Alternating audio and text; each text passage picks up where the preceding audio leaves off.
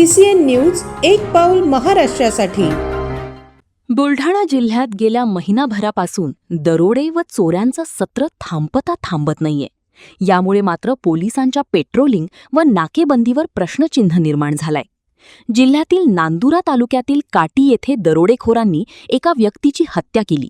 त्याचा तपास अर्धवट असताना तामगाव पोलिसांच्या हद्दीतील पळशी झाशी गावात दरोडा टाकण्यात आला।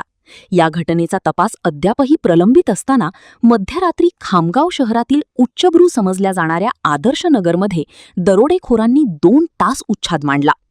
आदर्शनगरमधील जसवंत चव्हाण हे परिवारासह पुण्याला गेलेले असताना दरोडेखोरांनी त्यांच्या घराचे 3 दरवाजे तोडून घरातील वस्तूंची फेकाफेक केली। यात दरोडेखोरांनी किती ऐवज चोरून नेला हे अद्याप समजलं नसलं तरी दरोडेखोर हे सीसीटीव्हीत कैद झाले आहेत।